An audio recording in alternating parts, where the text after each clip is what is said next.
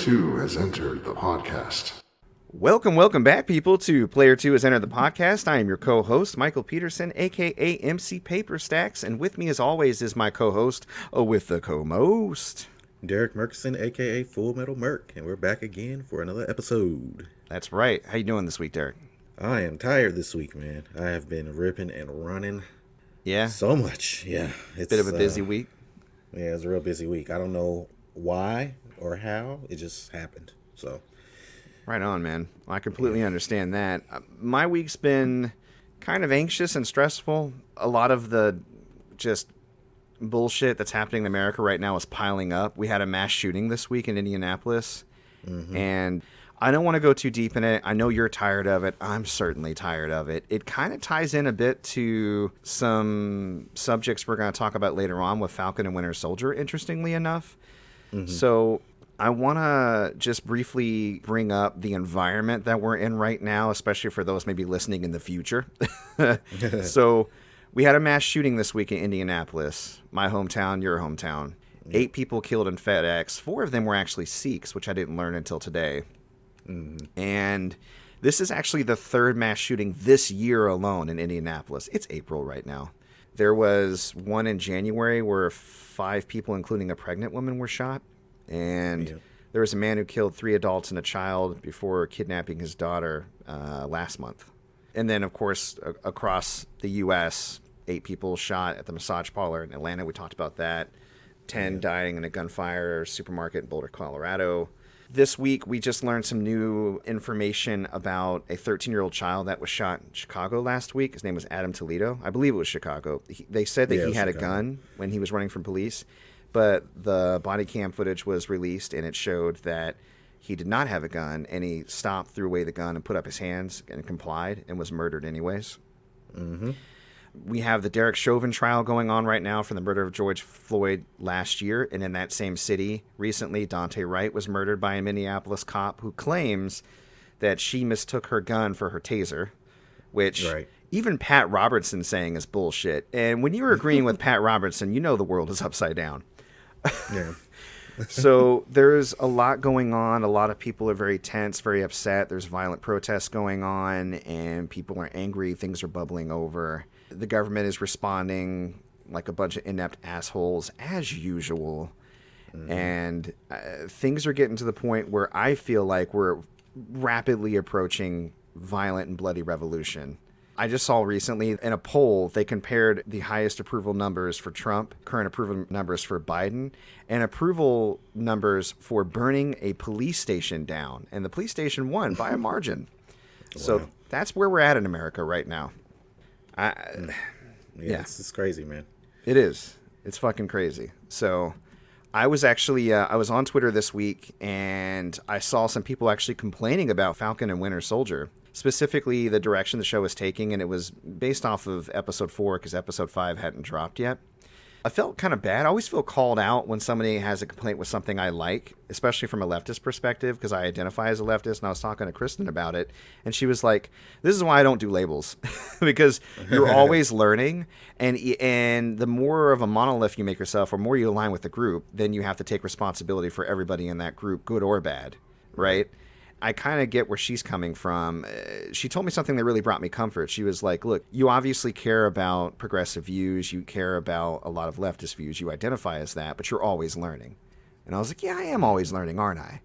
And it allowed me to give myself a little grace, but I never even really thought to question or have an issue with Falcon and Winter Soldier. But the criticism was, during episode 4, we mentioned the Falcon was criticizing Carly Morgenthau about killing people. He said something like, I agree with your motives, or I agree with your goals, not your methods, right? Right. And there are people who drew parallels to backlash against protests and looting last year in the wake of George Floyd, where people said the same thing. And I feel like that's a bit of a stretch, but I get the sentiment.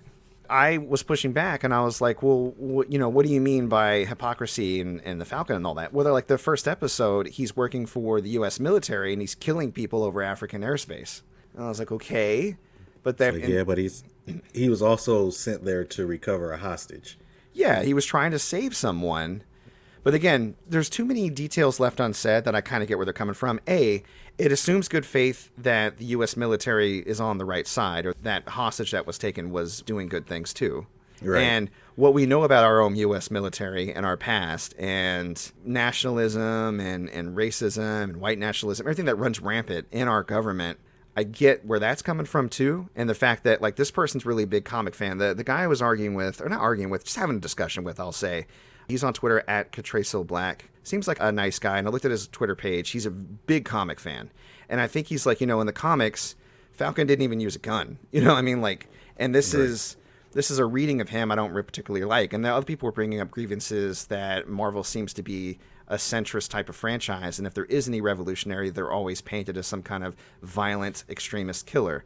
And I was thinking about Zemo. I was thinking about Carly Morgenthau. And I was like, okay, that's fair.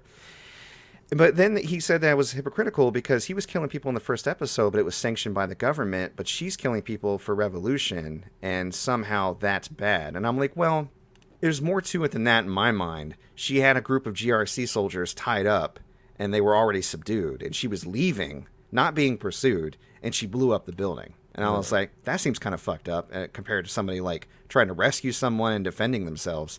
And he goes, well, it depends on your view of revolutionary violence, which ties into everything I just listed out. And I was like, shit, I can't think of a single successful revolution in our history. I mean like world history, that didn't have some sort of violence. Even with, like, say, like Gandhi, there was violence imposed against him and his people. You know what I mean? Like, and again, he used nonviolent means, but how often does that actually go through and actually exact lasting systemic change? You know what I mean? Especially if there's no accountability. Because we've tried kneeling, we've tried nonviolence. I mean, that autistic kid that was choked to death, they had that violin vigil. Police showed up on force and forced everybody out. Then you have the stuff on the 6th, January 6th. People were literally threatening the police and coming at them, and they acted completely differently. There was that guy that was like, hey, could you guys leave here? It's kind of a sacred place. It's just, It blows my mind, like, the two different Americas we're working with. That kid with the assault rifle that murdered people, that 17-year-old white kid, how he was treated versus the 13-year-old that dropped his gun. It's just, I get why people are... It's not new in the U.S. of A. No, it's not. And I like that the Falcon and Winter Soldier is touching on it. And I think that just like how in the show they're rapidly approaching bloody violence, and the people on the side of the people, one world, one people, they're getting more and more extreme. They kind of have to, because the powers that be, the GRC, which kind of feels like more of like a United Nations type group now, because they have senators and officials from different nations. They're deciding the fate of a lot of people. They're shuffling refugees around without any resources, right?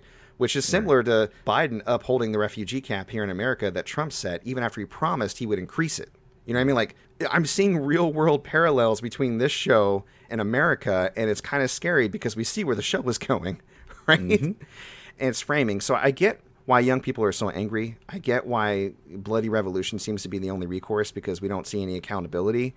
I get the criticisms of the show. I still like the show, and I still want to like the show, but I'm looking at it through that lens now, and I appreciate that lens was brought to my attention. I don't know. I mean, do you have any thoughts on that? Not really, other than what I said earlier. Like, he had a job to do in that first episode to rescue a U.S. hostage from essentially terrorists. And they were trying to kill him while he was trying to save the hostage, and he ended up killing them in the pursuit of that goal. Is that still right? I mean, killing people is not good either way, and you can justify it all day long.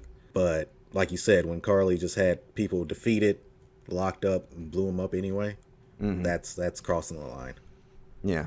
It's like you don't attack unarmed. You don't shoot unarmed people.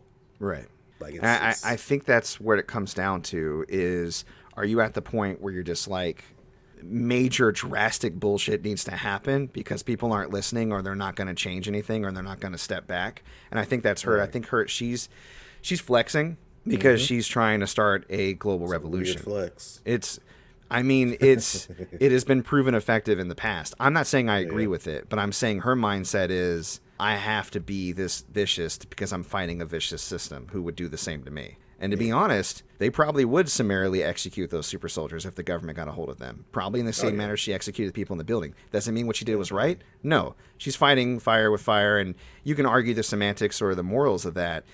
But Falcon coming at her when he did kill people, and you're right, it is a different situation, but he didn't have to take that military job. And again, we don't know all the details. Why were they not in the U.S.? Why were they in another country?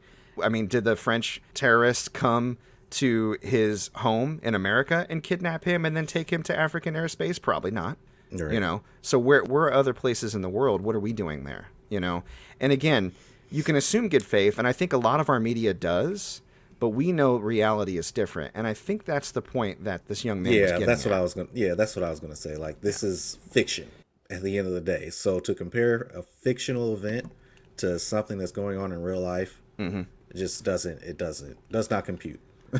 Yeah, but think about it. What other fictional events are they comparing to real life? That, I mean, they're coding what happened to Isaiah Bradley with the Tuskegee experiment, right?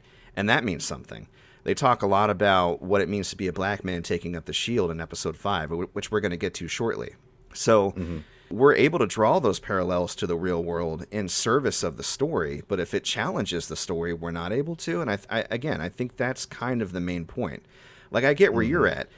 Sometimes I'm like, shut up, I just want to enjoy my show. But if we're going to go there, we should go there 100%. If you're going to use real-world parallels, the U.S. military, then that comes with all the baggage of the actual U.S. military, I feel like. Because we can't afford to be taken in by propaganda anymore and the framing that the U.S. military is always the good guys, because they're not. Fictional or not. And I think that's the issue people are taking. So again, is it enough for me to dislike the show? No. But I think that the points being made are valid, and maybe a critical look of how we frame ourselves as always the good guys by default needs to be examined when we're pushing out this media, because it can be taken as propaganda. Yeah. I mean, it's just like, at the end of the day, a soldier doing his job for his country is good to the people in that country. It doesn't matter if you're in America, it doesn't matter if you're Japan, Russia, anywhere. If you're a soldier working for your government, doing your job, then you're doing what you're supposed to be doing. So I don't know, man. It's just I get what you're saying, and I think there's actually, and again, we're going to get into an episode 5. There's a lot to be said about how we treat our veterans, because there's an arc going on with John Walker that I want to talk about. But again, I'm not attacking the soldiers, okay? I'm more against our leaders and our government and how they order us around and what they order us to do. You know what I mean? Because you're right, there's only so much agency a soldier has. But again, Sam taking on these contracts and then judging Carly for her methods, I get why that might rub some people the wrong way, especially when it's framed from the assumption that he was doing good work, because we're just supposed to accept that when we know he was working for the U.S. government, which we know does shady shit. We know. You know what I mean? So that's all I'm saying. But again, we don't have to get too deep in it. I just wanted to acknowledge that, because I don't want to just brush it off because I want to like the thing I like. It doesn't stop me from liking the thing I like, but it's a good mindset to have, and it's good conversation to have, that maybe when we start creating things with parallels to the real world, we don't fall into the trap of reinforcing falsehoods and propaganda about how the U.S. operates. We are not always the good guys. In fact, often we're not the good guys. We've been indoctrinated to think that we are, but that's really not the case. So that's all I'm saying. Yeah. So, okay, well, let's get into it. Falky and Winnie, episode 5. Some happier stuff. Like you said, it's a TV show. It's made to be enjoyed. I did enjoy episode 5 a lot. What did you think about it? I loved it, man. Yeah? Especially the beginning. Oh, man, that opening fight with... Oh, my God. So, again, we're going to get into spoilers, of course, but we're not going to go play-by-play with the episode, but just talk about the highlights, because there's a lot to unpack in this episode if you really want to. Oh, my God. But that opening fight with the new Captain America, John Walker, and Falcon and Winter Soldier was amazing. Yeah, it was really dope.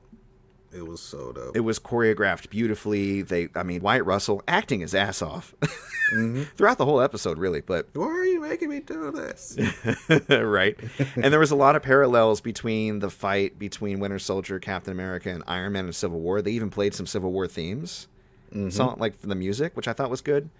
You just, saw them all kind of fight, and then at the end, Bucky drops the shield at Falcon's feet, kind of way that the Captain America dropped the shield at Iron Man, but for different reasons, like take up this mantle or I don't want this mantle, that type of thing. Right. And take this shit like you should have. Yeah. And then we see John Walker go before the very senator that took that shield from Sam in bad faith and just gave it to somebody else. And like, yeah, you don't get to represent us anymore, and we're going to take away all your benefits and everything, and it's only because of your service to the country that you're not going to jail. And I'm like, and he kind of called him out. He was like, you made me. I did what you asked me to do. And yeah, he snapped and he killed somebody, but how many people has he killed in the service of the country and it was good, right? Right. And it's not even that he killed that Flag Smasher, because if that happened in that warehouse behind closed doors, he would still be Captain America. Mm-hmm. Like, straight up. Yeah. I think everybody knows that. And that's what's kind of fucked up about the situation. Yeah, go ahead. Sorry. The one thing that I didn't buy about I'm going back to the fight earlier. I didn't buy that he was putting up that good of a fight against Bucky. I'm sorry. Yeah. Bucky's been in the game way longer. Yeah. And he's fought like alien beings and shit. And you know what? Issues with John Walker. Yeah, I had a thought about that. Do you remember how he went toe to toe several times with Captain America, like Steve Rogers, and actually came out on top? Yeah. Steve Rogers was holding back, but John Walker was like in a murderous super soldier rage, and I don't think he was holding back at all. And I feel like it was just Bucky's holding back because he still has that piece of the Winter Soldier inside of him that he feels like he needs to subdue. And again, we'll get to that later with him, a conversation between him and Sam. But John Walker had no tethers on him, you know? Yeah. And I think that gave him a bit of an edge in the battle. So while I agree with you, I think pound for pound, I think the Winter Soldier is a better fighter. John Walker's nothing to sneeze at because he already has, you know, all those decorations. He's already a highly skilled soldier to begin with and a strong fighter. And the serum augmented that. And then he's crazy. He's like distressed and distraught over like the death of his friend. And he's just like, you're going down. Like, he's not holding back at all. He's got no emotional ties to Bucky whatsoever, right? Whereas Bucky, I think, is holding back because he doesn't want to turn back into that killer he used to be. And I think that's what handicapped him in that fight. Okay. Because I started out thinking I can buy that. Right? Because I was like, how is he having so much trouble with him when he used to whoop Captain America's ass all the time? Oh. Right. And then Falcon's getting his ass kicked, and I was like, well, yeah. But, man, if he can't use them wings, though, man. Boy, he can use them wings. John Walker ripped him off, but for a while he was doing good. That was a cool scene, by the way, when he grabbed his wings and, like, ripped them off when he had him subdued on the ground. My wings. Yeah. No, it was really neat. Why you do me like that? Yeah. So, yeah, he gets kind of disgraced. He gets approached by what I think is probably a secret operative. I think she's in the comics. She either works sometimes for Nick Fury, but eventually defects to Hydra. She could be working for the Power Broker. Who knows? Maybe the Power Broker is affiliated with Hydra. In the comics, she goes by Madam Hydra sometimes. Yeah. Well, there you go. Yeah. Yeah. Played by Julie Louis-Dreyfus, pretty much channeling her character from Veep, I felt like. But yeah. So we haven't seen the last of John Walker, who will probably... I mean, there was a credit scene after the show where he was fashioning his own shield out of his metals. Right, out of regular metal. Yeah. We'll see how that works out for him. Well, he's super, so I'm sure that shield will hurt a lot. Yeah, it ain't gonna bounce back. Mm-mm. And Zemo, we get to see him in this episode. He's in Sokovia. Winter Soldier shows up, threatens him with the gun, but then proves once again that he's not that old Winter Soldier. He doesn't kill him. He actually had the Dora Milaje roll up and handed him over to them. They said they were going to take him to the raft, which is interesting because if you remember, Baron Zemo actually led a Suicide Squad style team of bad guys called the Thunderbolts, I think. And it was full of villains who were sent to the raft. So I'm wondering if that's what they're gearing up for later on. You know what I mean? That would be very, very nice. Yeah, pretty neat. They have words, which I thought was interesting. Didn't they say that Bucky needs to stay out of Wakanda's sight for a while? Like he might be in trouble? I think he's just saying, he needs to lay low. Yeah. Just chill out. Yeah, which I thought was interesting. I'm like, because he did turn Zemo in. I mean, I get that you're mad that he let him loose, but he did turn him in. He helped you find him. But okay, fair enough. Fair enough. They're not a very forgiving people, and I get that. That's how they stay guarded. That's how they protect their own. So I get that. But then I thought it was interesting that they were like, yeah, so we're just gonna take him to the raft. What? Why wouldn't you take him back to Wakanda? Like, you see what I'm saying? 'Cause They wanted Thunderbolts, Zemo man. so bad. Yeah. I'm just saying they wanted Zemo so bad, and they're Right. like, yeah, we're just gonna take him to the Raft, this American prison. Yeah, maybe they just By didn't. the They US didn't want government. somebody like him in their country. They didn't want him to have knowledge of what they're all about. Because again, Zemo doesn't really know what Wakanda's all about. I don't think. So No. why expose that? But they want him to be brought to justice. So maybe they thought the Raft was a good compromise because it's highly secure. Who knows? I kind of agree with you. I'm like, why don't they just take him out or kill him? Yeah, kill him. I don't know. But that's what they decided to do, and that's cool. One of the hardest hitting moments or the biggest impacts for me, I think, is when Sam Wilson goes back to Isaiah Bradley's home. Yeah. And he's trying to get guidance from he says he's trying to understand, right? And Isaiah Bradley just goes through his history, him and his comrades who are experimented on. It all comes straight from the comics, it sounds like. Yeah. And again, a lot of parallels to Tuskegee experiments, and they pretty much erased his history. Sam wants to help him get that out there, and he's like, no, you think they won't kill me? They will. And he has like deep distrust for the government in America. And again, based on things we talked about earlier, kind of legit, we're drawing real world parallels here. And he said something that I think really had an impact on Sam and an impact on me, really. It was, do you think America would accept a black Captain America? And do you think any self-respecting black man would take up the mantle? Boy, that hit me like a ton of bricks. I was like, oh, shit. Yeah. And then we cut to we cut to a scene later. His sister kind of hints at wanting to talk to him about it, but then him and Bucky are throwing the shield around, and Bucky's like, I don't think me or Steve Rogers really even considered what it meant to hand a black man the shield.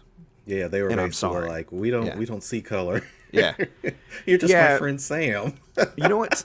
And again, it surprises me whenever white people do that because that hasn't been my experience. As soon as he handed the shield, I remember Infinity War, I was just like, I don't know, guys. Are you going to go there? Because I just saw him with it, and I was like, people aren't going to like that. That was the discussion we had in our circles, right? But I forget that there are a lot of white people out there. Some of the leaders in my company remind me of this when we were talking about George Floyd last year, that can very easily and do often just completely forget about the fact that there is a separate experience for black Americans. Yeah. It's easy. There's large swaths of the country where there are no people of color, and white people just live in their bubbles, and all they see is what's represented on the media, which is a campaign as old as the 13th Amendment to frame black people as criminals. Like, literally, we ended slavery with the loophole except for punishment as a crime, and then the focus of the powers that be, the police and the government from that point on, was to label black people as more criminal than white people, more apt to be criminal, and to demonize them to this day through propaganda, news coverage, and legislation so that they would be easier to imprison or target for arrest. Oh, yeah. And Gotta make those license plates somehow. Right. And that accelerated even more when we tied industry to the prison industrial complex, So, again, real world parallels. We're getting deep on this episode of Falcon and Winter Soldier, and I like it. I think Captain America is inherently political. It's called fucking Captain America. His first issue was punching out like the world's most notorious white nationalist. So, yeah, I think ultimately he is going to take up the mantle, and I think he is going to take the idea. And again, there are arguments to be made for either side. A lot of youth say, hey, fuck that, burn it down. There's no ability to reform. But I think he's going to go the reform route. I think he's going to take it, make it his own, and go, I am America. Moving forward, this is me. This is what we're going to do. Yeah. Right? And for better or worse, it's a way to go about it. What do you think? Man, I dig it. Like you said, he's like, I'm just going to make this decision. It's going to be for me, and you can get on or get out of the way. Yep. Yeah. It's not super subtle that his nephews keep calling him Uncle Sam, Uncle Sam. Oh, right? I didn't even think about that. Yeah, that all season, Uncle Sam. Uncle even his sister made a joke like, "Yeah, Uncle Sam," because he worked for the government. Right. Yeah, that's hilarious. It's not super subtle. Yeah, I love the montage and the stuff where they were fixing the boat and he was training and Winter Soldier's flirting with his sister. I know. And Christy was like, "Yeah, girl, get you a super soldier." Yeah, I basically said the same thing, and I was like, "Wait a minute, you know what? I was like, they trying to make us think Bucky is into black women," and then I was like, "Wait, He spent years surrounded by nothing but beautiful black women in Wakanda. Of course of course he looks at some black women now. Yeah. He did it before, he loved them now. Yeah, if he didn't like Mark Gay before, he's going to pretend to like him now. He's trying to get in there. Oh, Trouble Man, I love that. Oh, yeah, no, that album's great. Yeah, no, I love me and that Sam guy. listen to it all the time. Yeah. Hey, girl. Yeah, I was like, oh, okay. I like Sam's sister. I like everybody in this. I don't think there's a single character I don't like. There's one more thing I want to mention before we wrap up, unless you have anything else to say. And I want to talk about Sharon and how she actually hired the French guy who kidnapped the U.S. soldier in the beginning, in the first episode, called him again and hired him to work with the Flag Smashers. Yeah. What is up with her? I think they might try to make her the power broker. I hope she's not the power broker. Oh my god, I would hate that so much. So let me I'd get over it, but I would hate it. Let me challenge you on this. Why do you not want her? And not to say I don't agree, but I want to get your opinion. Why do you not want her to be the power broker? Simply because you start off as this kick-ass U.S. agent, and then, oh no, I'm on the run. I go to Madripoor, which has been an established criminal underworld like haven for, I can assume, is decades. And then she just shows up, and now she's the power broker. You think it's just too cheap? Like there's not enough history because we know where she came from. Because there's literally only a 5-year. The blip is only 5 years. Yeah. So that's not. I don't think that's enough time for her to literally become the head of a criminal empire as this random white woman from America. That's just me. You know what? I agree. It doesn't work for me. I'm sorry. I agree.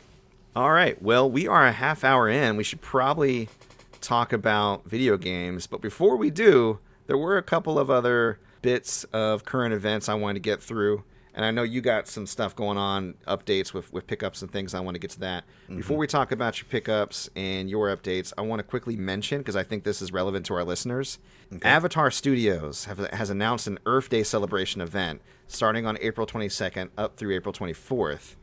On April 24th, on the official Avatar YouTube channel, a mini-series, I think it's going to be a mini-series or a series of shorts. They haven't exactly specified, but new Avatar The Last Airbender content is going to drop. It looks like young Aang and Toph, maybe some training, I don't know.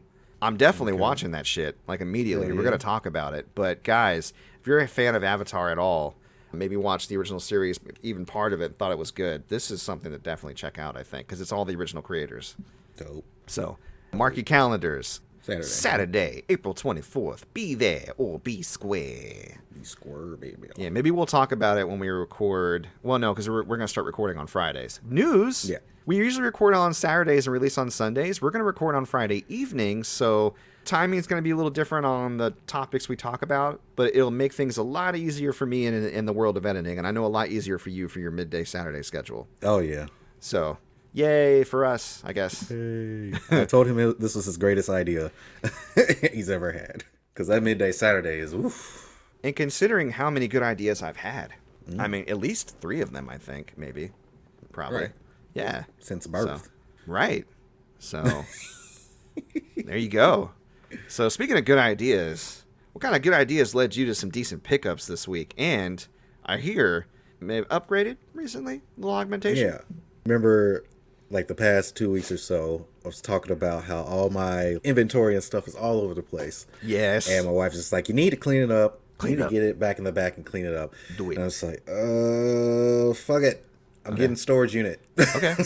All right. And that's what I did. I got a storage unit. It's right across the street. And I've started moving all of my inventory over to my storage unit. Cool. So now it's a godsend. Because I can just roll over there. It's like Bluetooth enabled on the lock.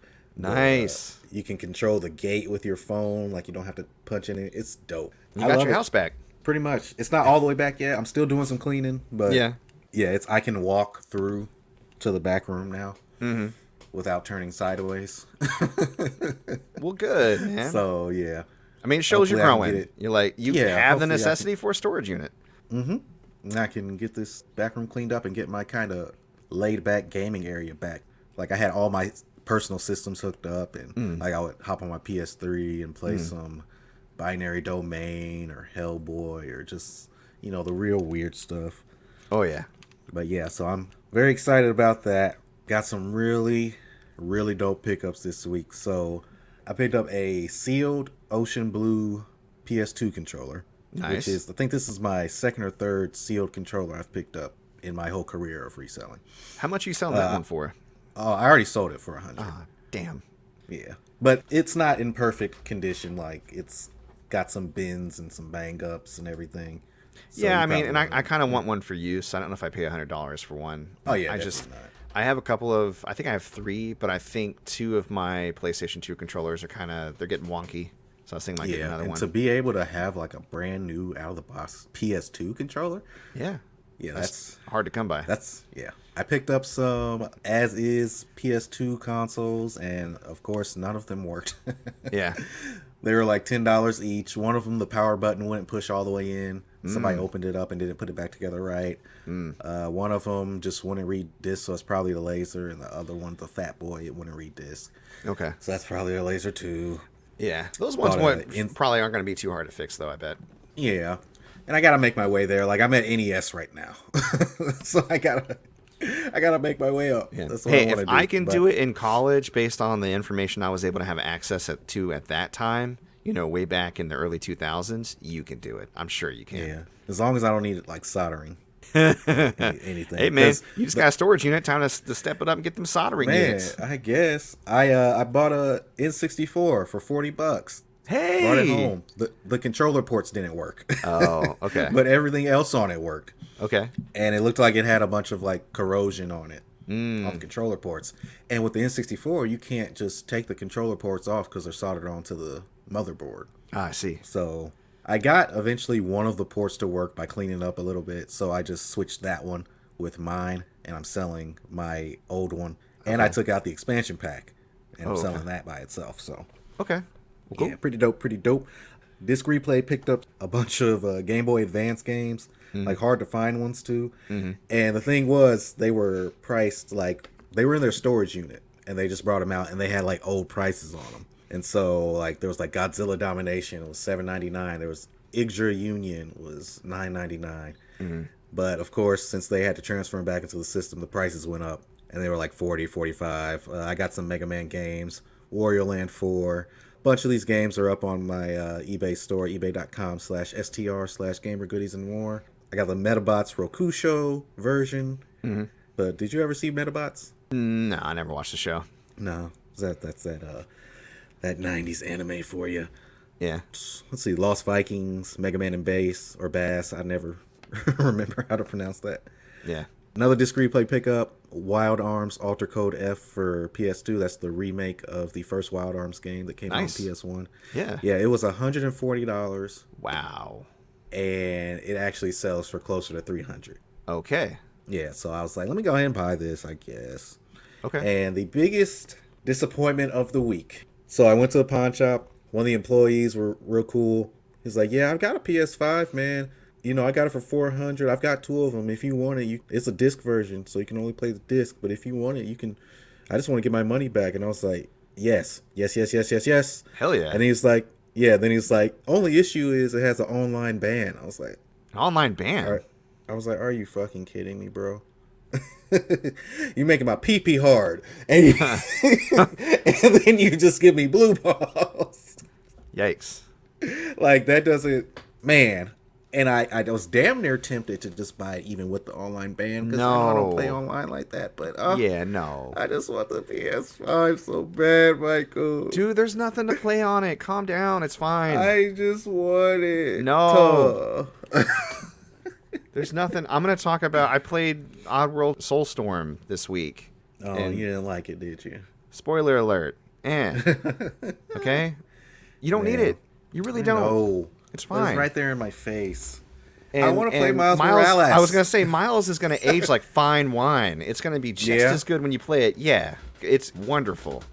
Because it's a tight experience. It's not bloated like the original Spider-Man. Not that that's bad, because the original Spider-Man's really good. But, there's so much of it. You're like, oh, I'm tired. But this one is just boom, boom, boom. You get through it. It's fun. It's a tight experience. It's fluid and beautiful and plays even better than the original Spider-Man, if that's even possible.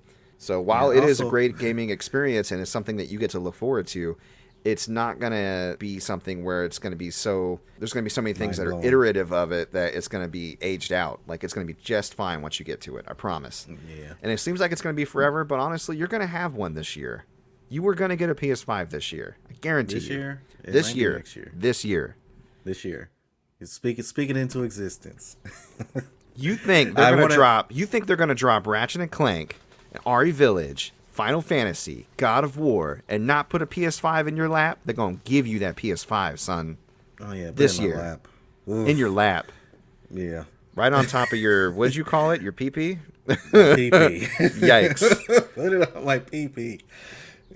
All right. And just like Lady Demestro, she's just going to take her heels, that PS5, and she's going to stomp on it for you. She loves you. Mm-hmm. Okay? Man. I definitely want to get one before the CMOS battery in my PS4 runs out, but we'll talk about that later. Yes, we will talk about CMOS a little bit later, because what the fuck? Yeah. All right, well, let's get into what we've been playing this week. I know that you've been really busy and you haven't had a ton of time to play, but there was one game you wanted to talk about, right? Oh, yeah. So my wife has been playing Life is Strange 2, and she actually ended up beating it. Okay. And it was dog shit. Okay. Yikes. Tell us how you really feel. Compared to the first Life is Strange, Uh-huh. like in the first game, you could like rewind time and stuff, and you were like investigating stuff. Yeah, it was hella But Life good. is- I don't care what anybody says. Final Fantasy, Yeah, The Spirits hella. Within was the best movie ever. Right. And, Hella good. but there was some mystery behind it, so it kept me intrigued. No, In I Life mean, is- all jokes aside, you're right. It was good. I Yeah. liked it. Yeah. In Life is Strange 2, Go fuck yourself, it's literally like the two brothers on the road doing mundane tasks and chores with the occasional little brother making something float. So a David Cage game, but just with less creepy stuff. Yeah, and I Okay. would like the creepy stuff in there because it would make it more interesting. I bet you would. You fucking Yeah. creep you. Okay. Well, God. I'm sorry that was not fun to so boyfriend reviews. Should your girlfriend Boyfriend play Life reviews. is Strange 2? You're saying no. No. And like I didn't even she just had to push her way through it because she was like, this is fucking boring. Well, why did she keep playing it then? She was 'Cause she able was to give up already on so Sushi far Strikers. into it. Oh, She okay. was, she was already so far into it. I'm so She sad was like, about how many that. episodes are in this goddamn game? Yeah. Yeah, I guess sometimes you have to finish something. That's like when Kristen and I decided to watch the first season of Evil, which is that Mike Coulter show that was on like Yeah. ABC or NBC or CBS. It was like Wine Mom's first demonic possession movie or whatever, or show, I guess. I was interested because it gave me X-Files vibes. I was like, okay, you have the skeptic, right, the psychiatrist, and you got the guy working for the church, and they're going to be at odds, but not really, though, and it was bad. But we kept Right. hate watching it. We're like, how much worse can it possibly be? You have no idea. It is so bad. But yeah, I get that. I get that sentiment. All right, well, let me get into the games I've been playing. So we're going to talk about the Nintendo Switch Indie Showcase later on, but I'll go ahead and talk about this now. One of the games from the Indie Showcase this week had a demo that dropped the same day. It's a game called Never Yield by Aerial Knight, and it is a cool indie title. It's an endless runner set in a futuristic Detroit with Neo Tokyo vibes. Yeah, that. Yeah. Okay, yeah. And the best part about this game is probably the music, and it definitely dominates the experience because you barely hear any sound effects. It's just neo soul, jazz, pop in your ear, right? Mm-hmm. And what's interesting is usually with endless runners, the way that they work is you have several different button prompts that'll get you past certain obstacles. You know, you got to jump, a duck, maybe an attack, or a speed up, a slow down, something like that, right? Mm-hmm. And you'll see the stage kind of go out before you, and you're running like left to right usually. You'll see just with enough time to react what button you're supposed to press by whatever kind of codes or signifiers they use. This game's a little different, and it was hard to get used to at first, but I ended up getting used to it and liking it okay. They actually have the game slow down just a little bit until you put in the right button, which to me, it felt like it kind of threw off my rhythm at first, and I was just like, why is it slowing down so much? But the thing is, if it doesn't slow down, you don't have enough time to react. But then eventually, in your brain, you do have enough time to react, and you can see the color coding. So there's a high jump, which is color-coded red. There's a low jump or a mid jump, which is like for, kind of sliding in between obstacles. That's color-coded yellow. and that's like back on the D-pad. The high jump is up. There's a slide that's like purple that's down on the D-pad, and there's a speed up to blast through things like closed doors, and that's right on the D-pad. I think that's coded like blue. So once I got used to the colors and I got used to the rhythm, I was able to go through the stages. And then, again, if it's an endless runner, so if you don't like endless runners, I don't think this is going to change your mind. But if you like endless runners and you like good music, it's a good game to just zone out to and chill out to, and I think it would be interesting to check out. So more on the release date later on, but as far as my impressions of the demo, and again, you can play this demo on the Switch right now if you want to. I dug it. Okay. Might have to check it out. Yeah. I forgot to talk about this last week. I just didn't put it in the playlist, even though I did play it last week, but I want to talk about it this week. Pac-Man 99 stealth dropped. It was announced one day, released the next day. Just boom. Pac-Man 99. Now, I've played Tetris 99. I love it, but I've been playing Tetris Battle for decades. I played Mario 35. It was cool. I'm not as big into Mario platformers, so it didn't stick with me the way that Tetris 99 does. Like, I still play that to this day. Pac-Man 99, I love Pac-Man. I used to jam on the Championship Edition DX, like on 360, all the time. Love Pac-Man. Yeah. By the way, I think they're featuring that on the Switch, because of course they are, because of Pac-Man 99. Oh, yeah. But Pac-Man 99 is interesting how it's set up. It explains nothing, and there's no tutorial, so I had some trial and error to figure out exactly the best way to play. Like Tetris, you can flick the stick to go after certain other people in the 99 group. So people who are attacking you, or people who have the most KOs, things like that, I think. I can't remember the exact 4 categories. But there's another 4 categories that you can use the face buttons on to switch around. And it's just like the styles of Pac-Man. And I haven't played enough to really fully be able to explain all of the different styles, but you can experiment with them to see which one is the best. I use speed style, and I don't know if it makes my Pac-Man faster or not, but I just seem to get further along in the Battle Royale when I use it. So, for better or worse, that's I click A to do speed. So, okay. But the idea is it's Pac-Man. So you know the name of the game. You go around and you pick up pellets. The bigger pellet allows you to attack the ghosts that are chasing you. And if you're not under the influence of the big pellet power and a ghost touch you, you're done. Right. In this game, they include the multi-ghost thing that you got from the Championship DX. And the way that you get a ghost to go multi is on either side of the map, there's a symbol of a bunch of ghosts in a row that you can eat like pellets. And if you do, it'll add to the ghost count of one of the ghosts on the field. And what I've noticed is there's this good loop. So usually in original Pac-Man, you had to eat all the pellets in the board to get fruit to show up to refresh the board. You don't have to eat all the pellets, just a good deal of them, and fruit will appear. And if you eat it, it'll refresh all the little ghosties to get more ghost multipliers, and all the pellets and the power pellets, or sometimes just the power pellets, right? Okay. So you go through this rhythm of eating your pellets, being close to a power pellet in case ghosts come by, and eating it to defend yourself, trying to go for the ghost lineup to get a bunch of ghosts in a row, then eating a power pellet and eat the ghost. Because every ghost that you eat, I think that's what sends attacks to other players' boards and makes their game harder. Now, this is where it gets interesting. This is where it differs from any other Pac-Man I've ever played. Okay. The way that you get attacked.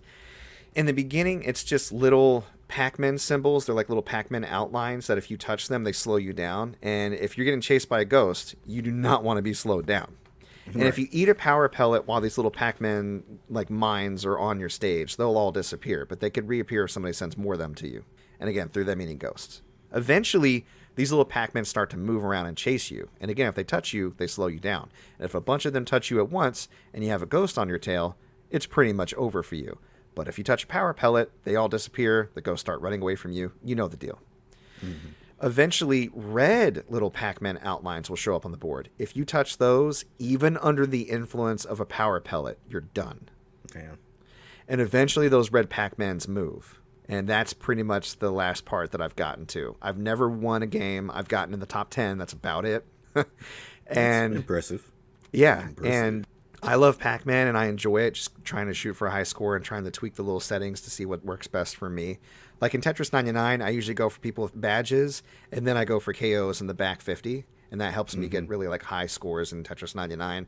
I'm still working out a rhythm for the style of Pac-Man and the style of attack to use at various stages in the Battle Royale. So, okay, if you're a fan of Pac-Man or the Battle Royale format of Tetris 99, definitely check it out. If you don't like Pac-Man, I'm not sure if this will make you like Pac-Man, to be honest. But who are you if you don't like Pac-Man? Exactly, right? Who doesn't like Pac-Man? Pac-Man's been around and has staying power for a reason. It's a really, really good arcade formula. It's a wonderful game. Timeless. Top 10. Pac-Man. Oh, yeah. All right. So, Friday Night Frights. Episode 2 of Little Nightmares. Holy shit, this game. I'm not going to be able to talk about episode 3 next week because we're going to record before I play episode 3, so that's the change in rhythm. But I'm going to probably finish the game next week, I bet. So I may talk about that on the episode after, and then start Little Nightmares 2 shortly after. It is so creepy. There are definitely different sections of the game where you're running from different enemies. Like at first, I was trying to avoid this janitor with really super long arms who is blind and breathed really heavily. And then it went to these chefs who are literally wearing the skin mask of another person's face on their head. It's gross. Yikes. And they try to catch you and eat you. And they breathe really hard. And then you find out that you are on a ship, and there's these big people kind of getting, just like that. These big people getting on the ship. It's like a cruise liner, and they're all like ravenously eating a la Spirited Away style. And if they see you, guess what they do? And they're trying to eat your ways. It's just crazy. And some swerve stuff happened with the main character that I do not want to talk about and ruin it, but holy crap. Episode 2, I was like, what? Whoa! So I'm excited to finish it. It's definitely, it's a mood. It's an experience. It's not the scariest game I played, but it does have tense moments. It definitely has some parts that startled me. For the price I got it for, I definitely recommend it, but I don't think you'd be mad if you spent, 10, 15, 20 bucks on it, to be honest. So yeah, I need to get back into it, but I love it. It's great. Just gotta find the time. Persona 5 Strikers on the mainstream. So I found out, because I've been researching a non-spoiler site to look at optimal team setups for the different dungeons. There's actually 8 dungeons in Persona 5 Strikers, not 7. God damn it. Not 7, 8. Now, I'm on the cusp of dungeon number 7. I'm about to go there. I was wrapping up side quests in between now and my most recent episode and getting leveled up. But I'm really close to, like, getting max level. Like, everybody already has all the abilities they're going to get in my party, I think, besides maybe Zenkichi, because he's, like, added later. Right. But yeah. Spoiler alert. I mean, people know he's in the promotional. It's in the intro. Zenkichi is not a spoiler for sure. You know he's going to be a playable character at one point. But it's so good. What can I say? It's so good. I need to get back to it. It just never stops getting good. It's inspired me to like take up some more Japanese cooking, which, I'll eventually circle back around to and get specific on that. But I don't want to go too deep into it now until I produce a successful recipe recreation. But Joker's cooking his ass off, and all they do is talk. Yeah, I discovered a new recipe. That's a running joke on the show for sure. But all they do is talk about food. Like, it's definitely propaganda to get you to go to Japan and travel to different cities and eat. That's all they want. That's all they want to talk about, which is fine. I enjoy it, to be honest. Shadow Hearts. I got through the halfway mark. Shadow Hearts is split into 2 halves. The first half is a map of Asia. It's mainly in China, and then you move to a map of Europe. You start off in Prague, and I got to the Europe portion of the game. A lot of major stuff happened that I don't really want to spoil, but we basically switched our main antagonist from Dehuai, which is that Taoist black magic sorcerer guy, to the Western gentleman that kicked our ass in the beginning of the game, Roger Bacon. And trying to save my bacon so he doesn't kill us. So it's fun. Still, Shadow Hearts. It's weird. It's fun. And I sent you the description of one of those demons I was fighting that does unspeakable things with his protruding middle appendage. Yeah. No, please. No, please. What else? I mentioned this earlier. I tried out Oddworld Soulstorm. This is a remake of the original Oddworld Abe's Exodus, the second game in the Oddworld series on PlayStation 1. It's got really great cutscenes. There's a lot of emotion. There's voice acting, like fully fleshed out for the main character and the other characters in the story. It's just not my cup of tea. I think I only marginally enjoyed the games originally on PlayStation, but that was a different time, and there wasn't as many of these types of experiences around. But it's a puzzle platformer, kind of like Little Nightmares, but obviously a little bit more frantic and more difficult. Less cinematic in story, although there's plenty of that, and more, how do you get past this one section of the map? How do you get past these bad guys without getting immediately murdered, right? A lot of one-hit kills, a lot of experimental deaths to figure out the right optimal path through. I'm just not in the right mindset for it, and I wasn't enjoying myself. So I played probably maybe 3 or 4 hours of it, just decided it wasn't for me. That's not to say you might not enjoy it. They did. If you have a PlayStation 5 or plan on getting one and you have a PlayStation Plus account, make sure you go online to download the license so you can try it out later. But as far as, my personal preference and my game style, I don't think it's a game I'm going to be finishing, to be honest. So, again, no shade to fans out there of Oddworld. It's interesting and very unique. I can see a lot of merits with it. I just didn't enjoy it. So I'm sorry to hear that. Yep. Monday Night Brawlers drama continues to happen on that show. So the previous week I couldn't even play because I was having computer issues and PS3 issues, probably having to do with HD copyright protection on PlayStation consoles. Bullshit. I wanted to stream my PS2. I've done it before with Dynasty Warriors games. Worked out just fine, other than maybe a little bit of scanline issues, but whatever. And I was going to play Final Fight Streetwise, which not the best Final Fight game ever, but I enjoy it. It's quirky. Right. But when I was testing it, it kept pausing. It would stutter, and then the audio would go out for maybe half a second, and then that would recur in like 3-second or 4-second loops. And I couldn't figure out what was doing it. I really couldn't. I think it's my OBS. There's some sort of settings that maybe I changed when I was fooling around with it prior to playing Doom, because I really had to tweak it to play Doom Eternal. It just wouldn't run correctly at an acceptable non-slideshow frame rate. And ever since then, anything I've successfully played before then, I've had to tweak more. So I might have to go back to the drawing board with OBS to get it set up correctly. But right now I'm having major problems trying to stream PS2 games. So last minute, I pulled out that Capcom Beat 'em Up collection and I played King of Dragons. Oh, yeah. King of Dragons is pretty good. It is definitely Dungeons and Dragons inspired. You can play as, like a cleric or an elf archer, warrior, a dwarf fighter, stuff like that. And you level up and your weapons and shields level up. I didn't notice a huge difference with that. And the game could use more attacks, maybe like a throw or a block. I think the only character that can block is the dwarf, and I still didn't figure out how to do it when I was playing as him. I enjoyed probably playing as the mage the most just because he has range. And I was starting to get the rhythm where I wasn't using up that many quarters towards the end of the run, but I used up a lot of quarters. I beat the game early because, like most beat-em-ups of the era, especially when they're straight from arcade, you can get them done in about 40, 45 minutes. I used the back half of that episode to play Pac-Man 99. So if you want to watch me bust off a few rounds of Pac-Man 99, head on over to the YouTube channel, MC Paperstacks Plays. King of Dragons episode, that's your bonus at the end. And I think it might be time now for the Pokemon Diamond Nuzlocke official part 6, because I actually got shit done this week. How about it? So I mentioned last week that I did that training to get everybody's levels up, and I got all the way up through that hotel. I was approaching the Lake Velour, kind of like the Velour lakefront, so to speak. And I ran into that exhausted Team Galactic member that kept running away from me, and he finally decided to face me and got immediately trounced. And he ran off mumbling something about, the change in the world and the universe, or I don't know. He head toward the lake. So I went to the lake, and I bumped into Cynthia, the random person, definitely not the champion, Cynthia, who informed me that the lake is closed, but she has a potion that I can use to help those Psyduck I saw blocking off that area off of Route 210. I mentioned them in a previous episode that they all were just holding their heads and wouldn't let me proceed, so I ignored them.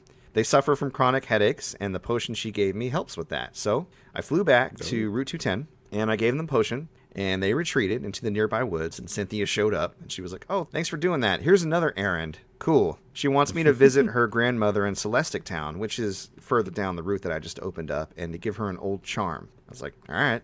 So I headed through the area beyond the Psyducks. It was heavy with fog, but I did have the HM and the gym badge necessary to defog. So I taught Nips, my Crobat, defog, and explored further to get battles and items. Continued along the route. Really tough trainers along the route. A lot of ace trainers. You know how those guys are. They're fully evolved Pokemon and whatnot. Right. I arrived at Celestic Town, and I ran into a maniacal Team Galactic member who was threatening to blow up the town because he didn't find something he was looking for, which, temper tantrum munch. Right. Anyways, I defeated him in battle. Yeah. I love how extreme people in Pokemon are, but if you defeat them in the countryside's favorite pastime, they're like, I give up. Right. I defeated his Pokemon, and he gave up his Dane to blow up the town and just left. And the elder of the town approached me and saw the old charm and was like, "Oh, that's from my granddaughter, Cynthia." And I was like, "Yeah, here you go." And she said, "Hey, you can check out the ruins in the middle of town." And I was like, "All right." I go inside and there's a huge mural depicting an ancient godlike being that was tamed by 3 Pokemon. And I'm assuming that's Dialga surrounded by Mesprit and Azul, whatever. I don't know. I can't remember their names anymore. Who cares? The elder came inside and she was like, "Hey, do you want this HM for Surf?" And I was like, "Yeah, I want that HM." Hell yeah. So I have Surf now. I headed west out of town towards Route 211 and I fought some more trainers and I found another Meditite and I caught it and named it Pepper. And I tried going through Mount Coronet, but I needed to use Strength and I didn't have the proper gym badge for Strength yet. So instead, I flew to Heart Home because Cynthia gave me a hint that there might be... Actually, no, I think it was the elder who said that in order to use Surf, I had to have the badge from Heart Home. And that was Fantina. I had been there before because that's where the contests are, and she said I wasn't ready. And she was right because she's pretty tough. But even though Fantina uses Ghost Pokemon, Nips has got Bite, and I brought in Buddy to paralyze her Gengar, which is pretty strong. I couldn't be taken out by just one bite. But then while I was treating Nips for a nasty Shadow Claw wound, Buddy held it down. Luckily, we didn't see a second... Or not Buddy, I'm sorry. Lazarus. I'm calling my Badoo Buddy because you know I miss Buddy. Oh, no. I don't even want to call him by his proper name. But yeah, Lazarus held it down, my Badoo, while I treated Nips, and then Nips came in and finished her off. Cynthia was actually waiting for me outside the gym. Apparently, she's like, "Well, this sucker will do anything I ask him to do." So she mentions that Team Galactic is stealing Pokemon and becoming increasingly problematic. Yeah, I know. She strongly hinted I probably should head to Canalave City next. I flew over to Jubilife, and I headed west on a surf route, now that I can use Surf, towards the city. And I made it to Canalave pretty easily, and I ran into my rival who just completed the gym there. Beat him pretty easily, but I noticed that my levels were really low. They were, like, exact, lined up with his. And I'm like, if my levels are lined up with his, pretty good chance they're lined up with the gym. The gym is Steel type. I do not want to risk Goku like that. That's my starter. So yeah. I went into the nearby route to level up. It was all water Pokemon, though, so I gave my Goku friend Fernape a experience share, and I swapped between my Luxray and my Badoo, Lazarus, and had them level up and attack. And then once I got leveled up, I stopped at the library to read up on myths, fables, and history, and then I went to the gym, and I fought Byron.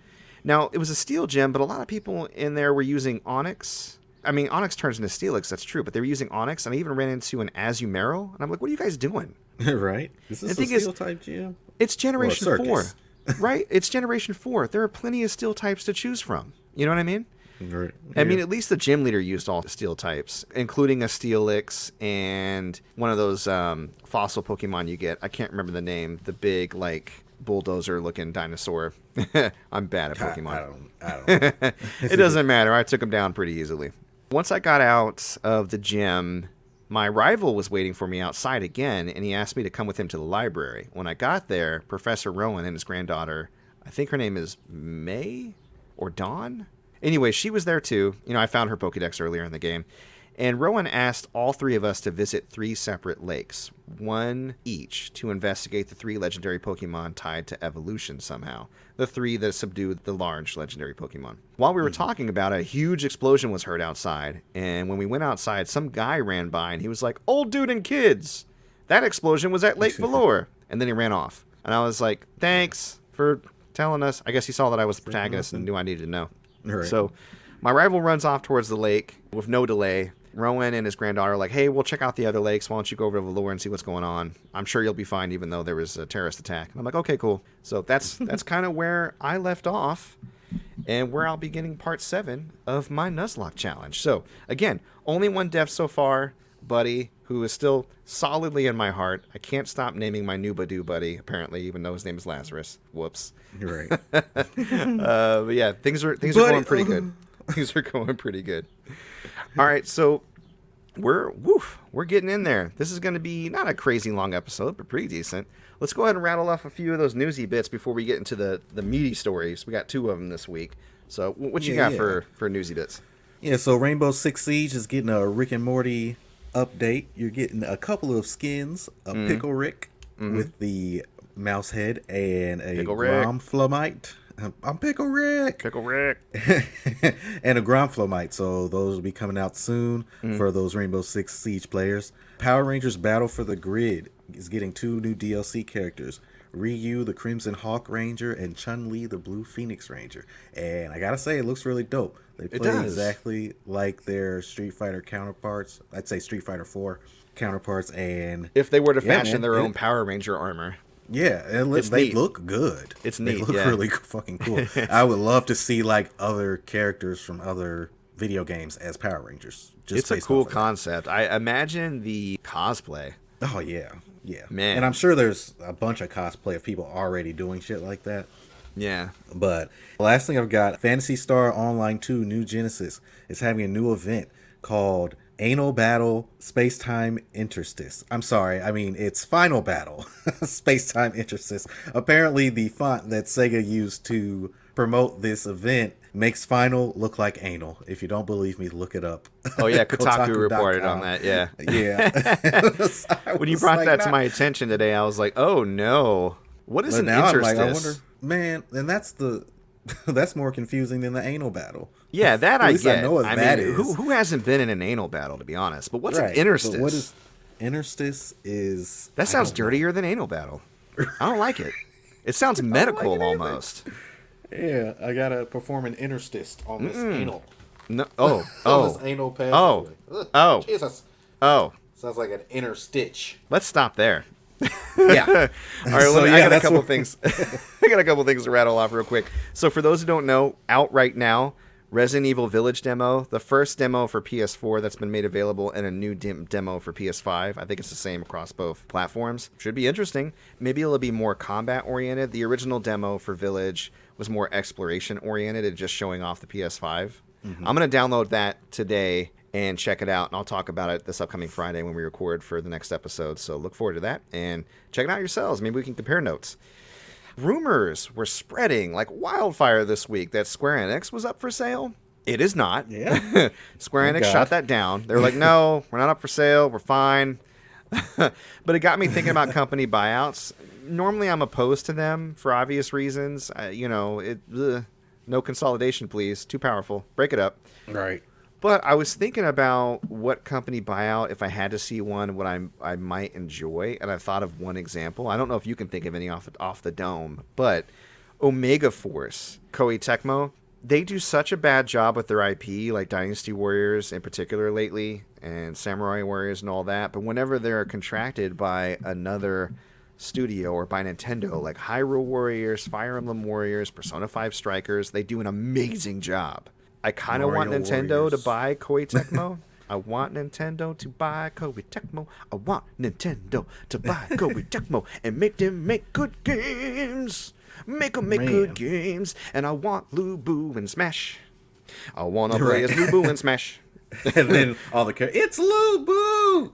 Right? And then like the red hair comes through as like the final Smash and like knocks them all down. And you just hear... Speaking of which... That Dynasty Warriors influence, like, guitar is really coming through in the 6th gem, dude, in Osaka. Yeah. Like, it's an extension of a song you've already heard in, I think, the 2nd dungeon, the one with the writer.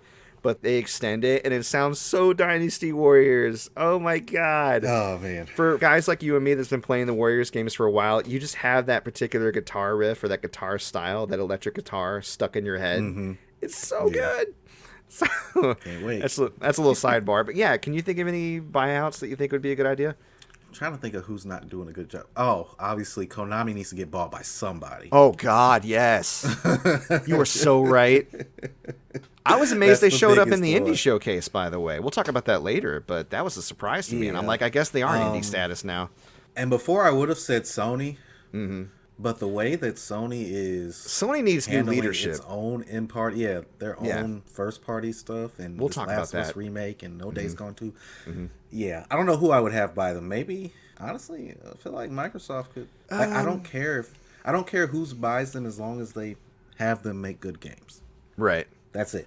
I wouldn't mind Nintendo. Nintendo already has a pretty solid relationship with them. I wouldn't mind if Nintendo also bought them. Yeah, but my only thing with that is if Nintendo buying them kept their games off of PlayStation and stuff. Oh, you're right, and it totally would. I wouldn't want that.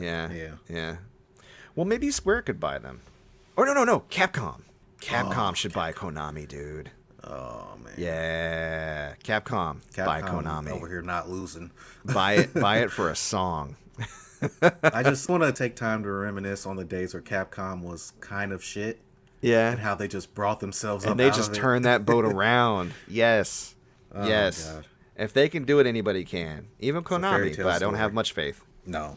All right, well, let's get into there's two big stories this week. There is the story in regards to the CMOS battery and the story in regards to the Switch Indie Showcase that happened. Let's talk about CMOS first. So, this was broken by multiple outlets, but I believe the original person who has been talking about this for a while and broke and showed an example on Twitter and on YouTube at Hikikomori Media, which makes it sound a lot more Japanese than it is. He does a lot of breakdown of Japanese games, but he's just some random white dude. Seems like a nice guy, though. he said that there's an issue that people maybe want to be aware of that, a lot of people on the hacking scene have known for a while. There's a thing called a CMOS battery inside every PlayStation 3 and PlayStation 4. It keeps track of the current time, whether the system is on or off. It's battery powered. If this battery dies or is removed, it raises an internal flag in the system's firmware indicating that clock may be out of sync with reality. So when the flag comes up, the system checks with PlayStation Network to confirm the time. If it can't, on the PlayStation 3, it will prevent booting up of digital content, regardless if it's PlayStation Plus or you actually own it, like you bought the license and there isn't supposed to be a time limit for that. It'll say there is and not allow you to play it. And with the network shutting down, if you have an old PlayStation 3 and the CMOS battery runs out, you won't have any way to update, and then therefore time is ticking on your digital games. Even worse, on the PlayStation 4, if the check occurs, it will actually stop you from playing both digital and physical media. Holy shit. Holy shit.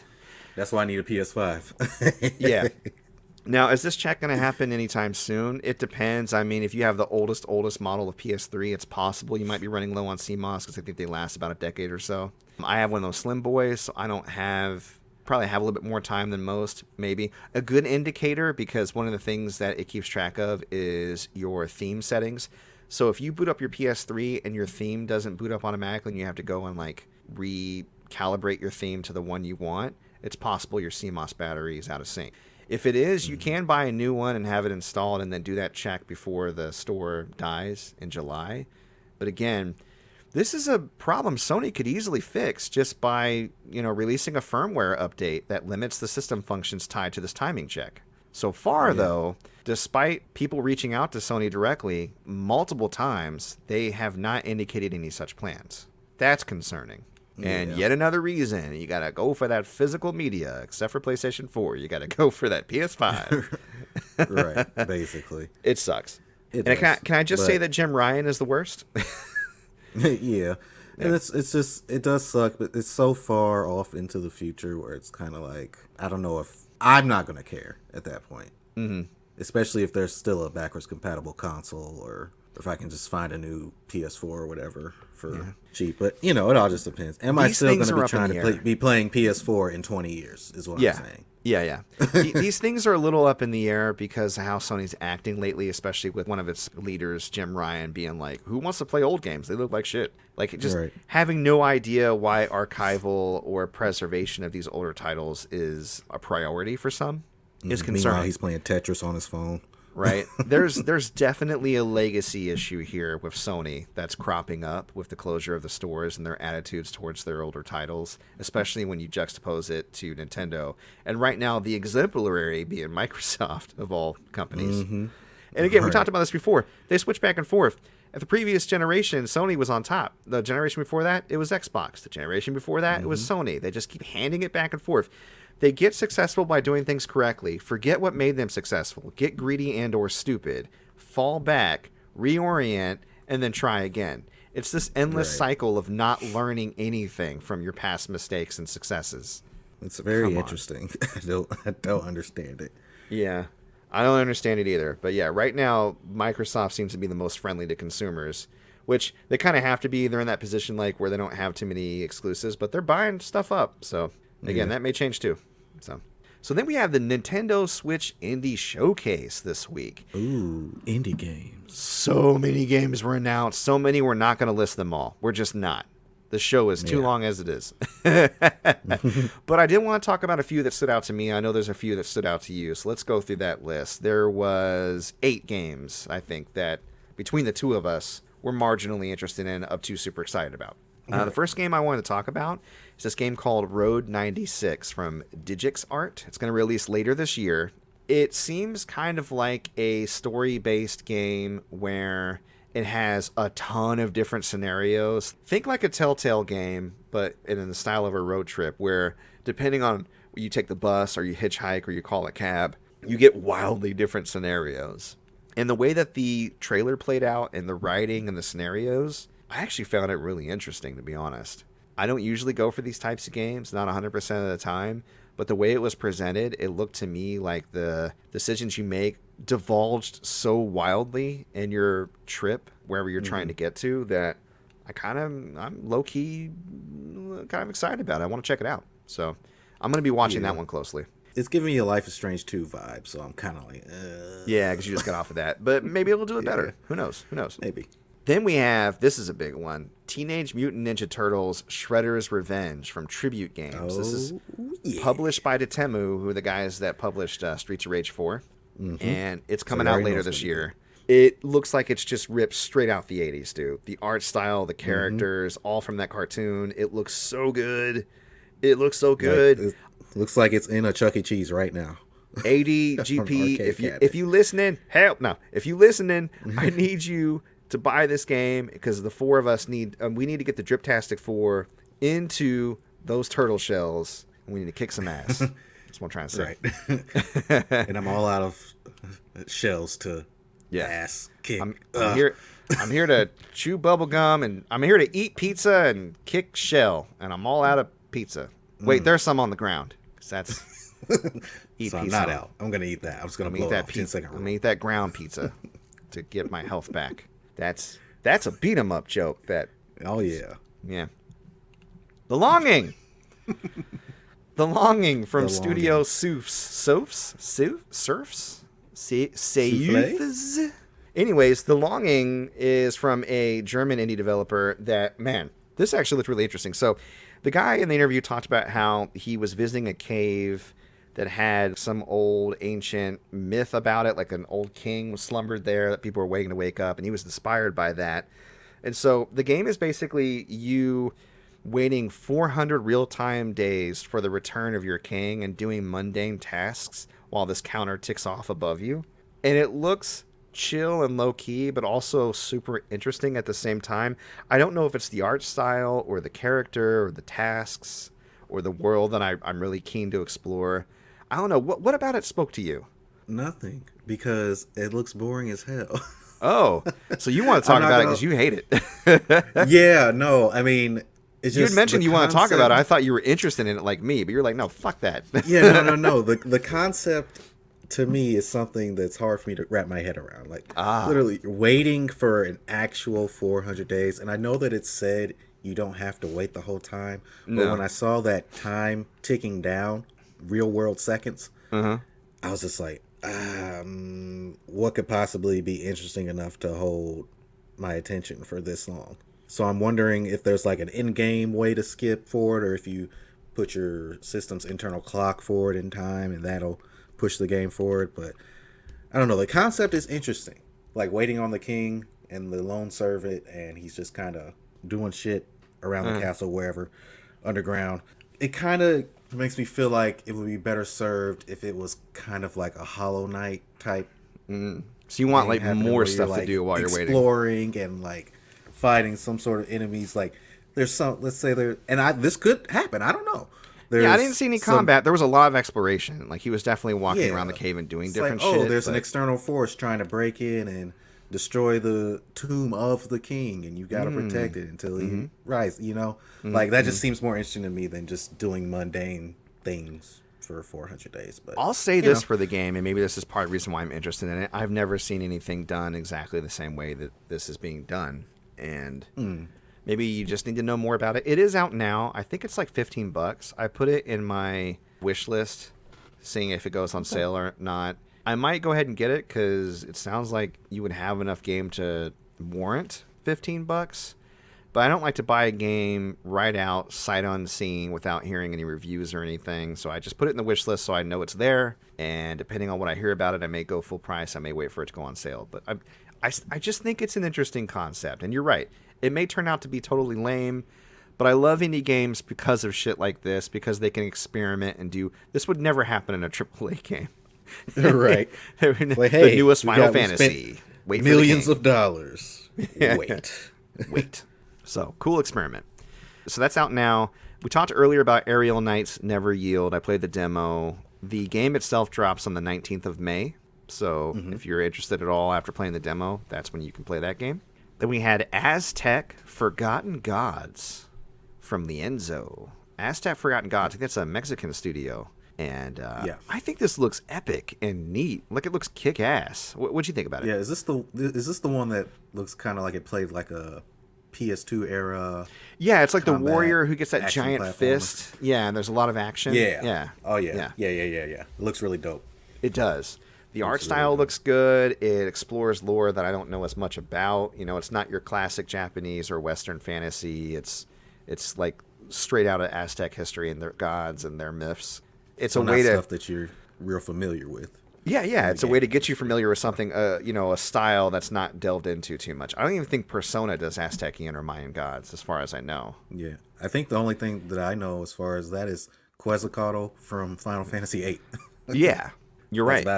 That's about it. So, I mean, the gameplay looks tight. It looks action packed. The main character design looks really cool. Like, she looks like she kicks a lot of ass. I'm into it. So, yeah. And then after that, we got Getsu Fumaden, Undying Moon, from little-known indie developer Konami Digital Entertainment, alongside Guru Guru. So, little small studio. All they do is pachinko, I hear, but they're delving into games. Yeah, they're making their mark on the industry. So apparently, this was a classic game that had already come out under Konami back in the 8-bit era, I think. If I could be completely wrong on this, but I do know it's like a remake, and it looks like beautiful Japanese art. It's kind of like a 2D side-scrolling adventure action game. It looked like to me. It's one to watch. Again, Konami's dips back into video game development have not been, like, think about Contra recently, not been super great.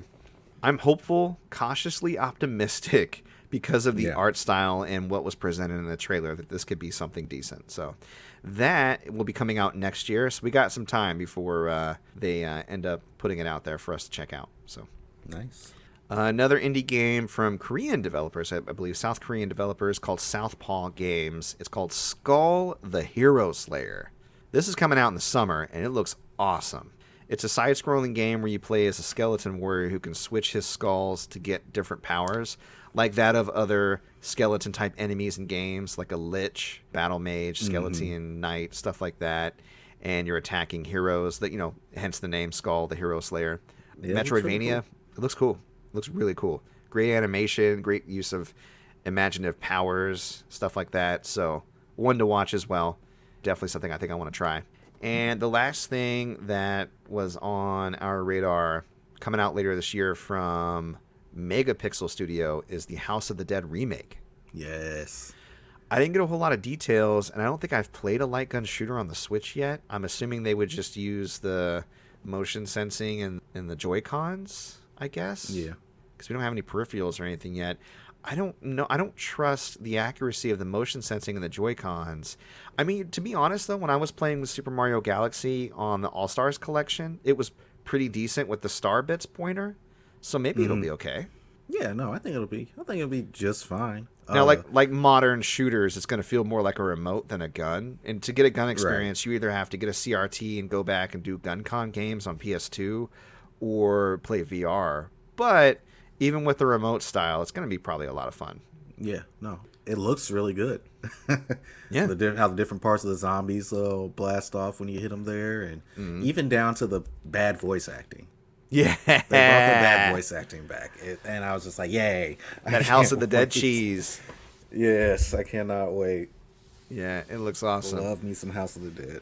All right, so that wraps that up. But speaking of things I cannot wait about, man, there's just one thing I've been wondering all week long, and I got to ask you, man. This week, Derrick, what you feeling? I am feeling the CUPodcast. This is Pat the NES Punk and his buddy Ian, and they've been doing this podcast for a few years now, but the CU stands for Completely Unnecessary Podcast. And pretty That's a much good they name. just talk about, they just talk about video games and gaming news, kind of like us. Much more seasoned than us, but Pat actually has a book that he published about the ultimate guide to the NES. So there's a review of like every single NES game. Wow. I think he's got the SNES one out, or he's working on it, and there's an N64 one he's thinking about. But yeah, there are a couple of older guys. They're probably in their, well, I say older, but they're probably in their late 30s, almost hitting 40. Oh, man. And it's just So it's old. interesting to hear. Right, it's interesting to hear takes on video games from kind of grumpy old men. Yeah? Is that why At we're least friends? Ian, you're interested in hearing my take? You're not the grumpy old. You're not the grumpy old man. But Ian, when you watch it, when you listen to it, you'll be like, oh yeah, he seems like the grumpy old man of the group.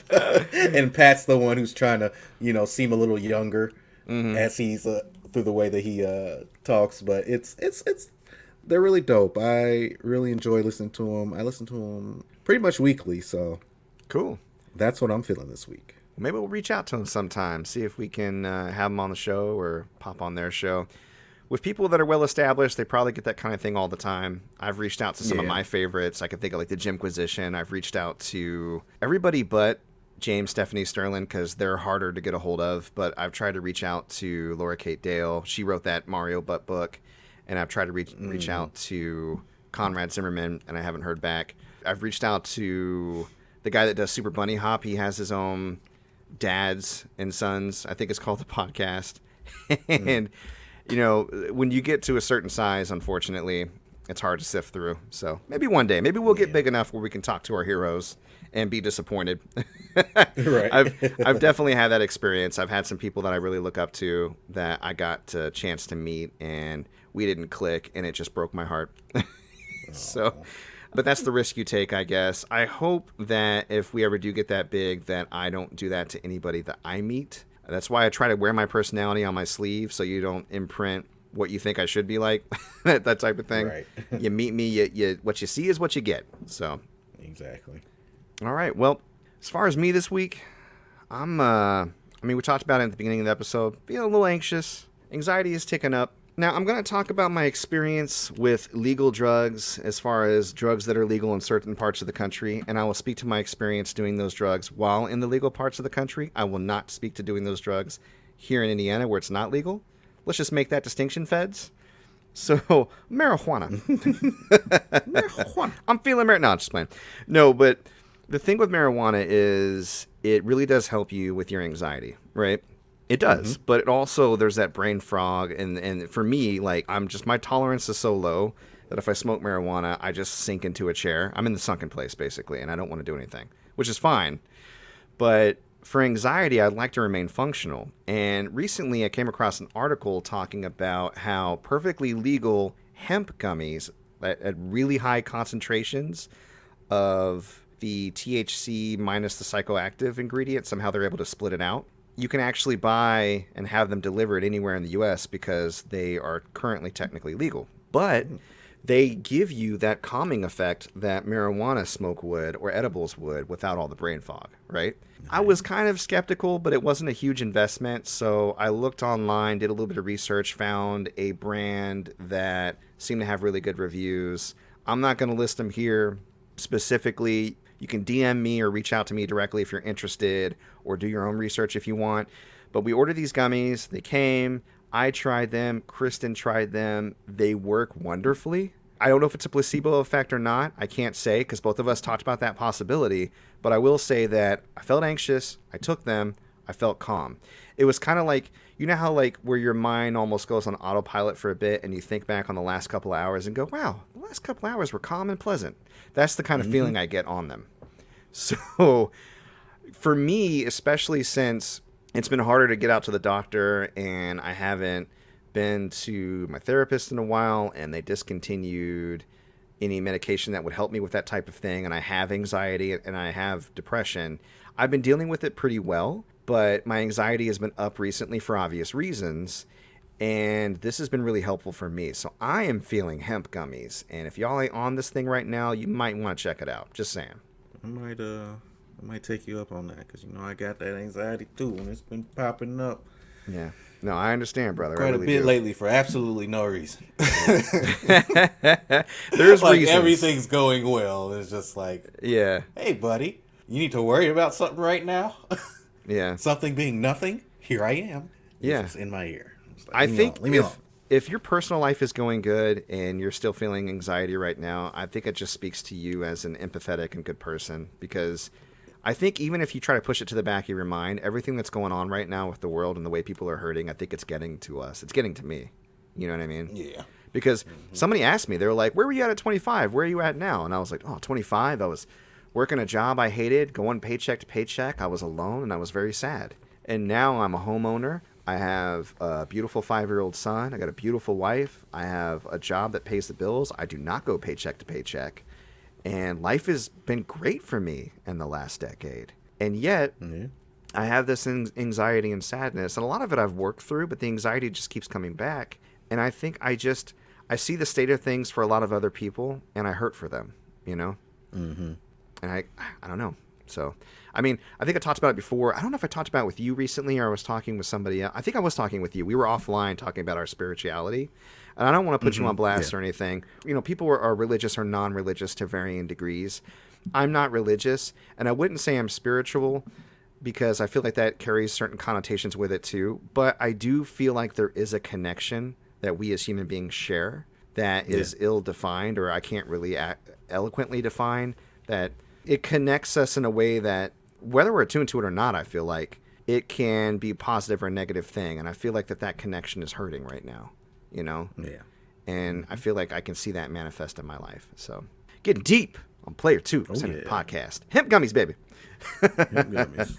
Deep as fuck. Oh, man. But speaking of like mutual feelings and energies and feeling anxious and feeling just all of this power flow through me, I have this emotion. I don't know. It's like, it's overflowing power levels to 90,000. It's time for the Derrick X Mike Anime Challenge! Wow! Fuck yeah! Anime, goddammit! So, this week, we are watching episode 23 of Berserk and episode 61 and 62 of Full Metal Alchemist Brotherhood. Yeah! Believe it! This week I gotta ask you, Derrick, because we're almost there. Shit! I'm banging on the table. That's probably a bad idea because that's where my mic is, but I gotta ask you, Berserk episode 23, was it hype? It was hype, but first I gotta talk about that intro. So you have to say anime, goddammit, every time from now on. Exactly how you said it. It sounded like you were upset that it was anime. It's anime, goddammit.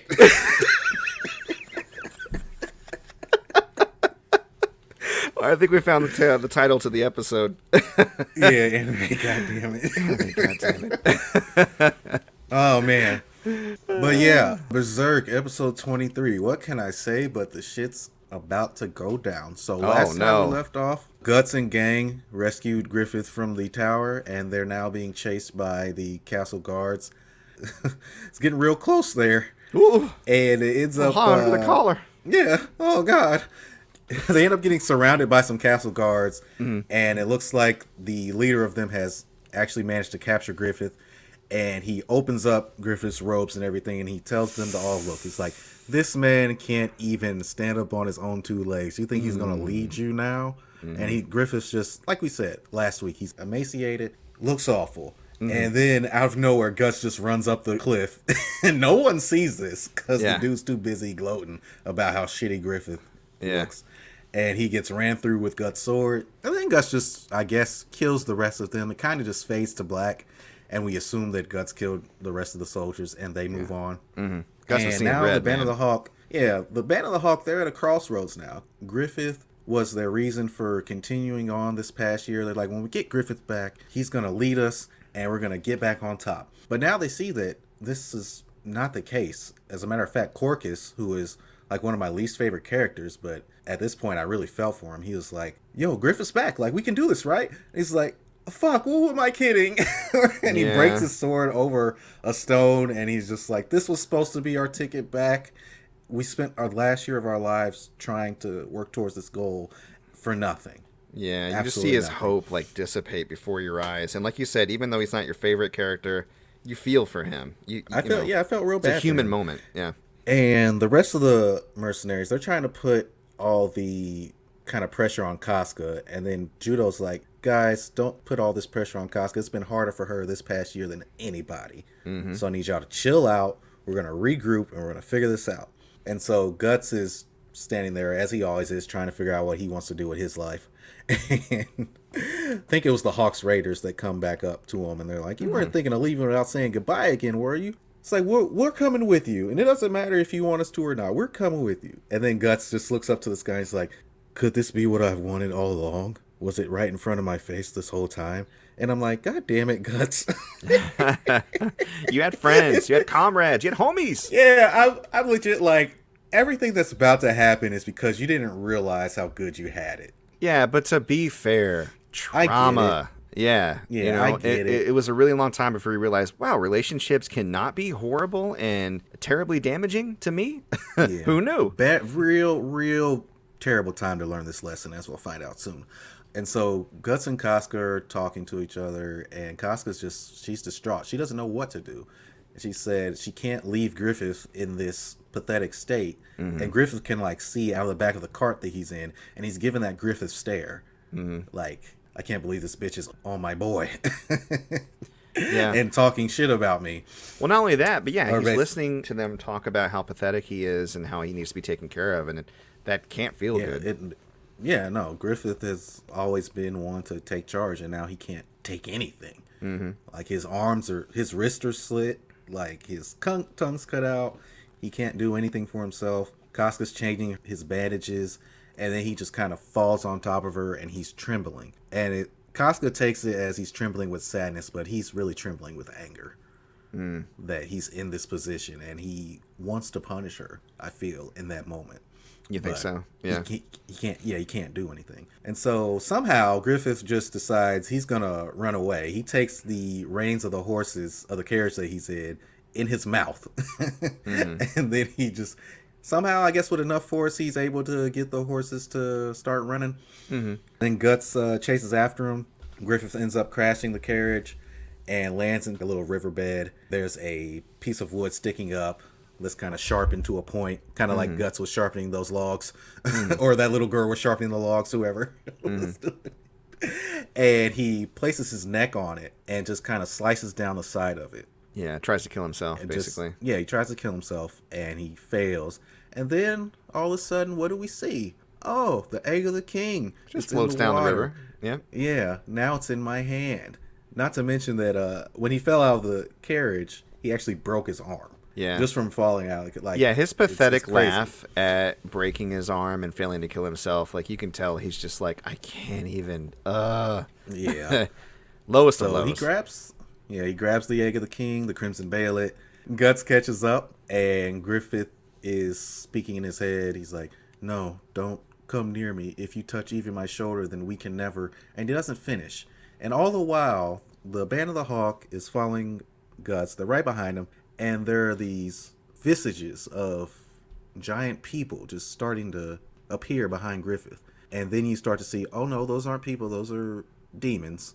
Mm-hmm. What is happening? And then the eclipse starts to happen. And the egg of the king, if you've seen the show, you know that it's got like a nose, 2 eyes, and lips. But they're all disfigured. Yeah, they're like in a way that doesn't make a face. They're placed randomly around the actual orb. Yeah. Yeah. As the eclipse happens, they form into an actual face, and it starts screaming this crazy-ass scream. It screams and cries blood. Yeah, it's crazy. Yeah. It's like, oh! And then they're seemingly transported to a demonic realm, and then it just fades to black. Yeah. So, yeah.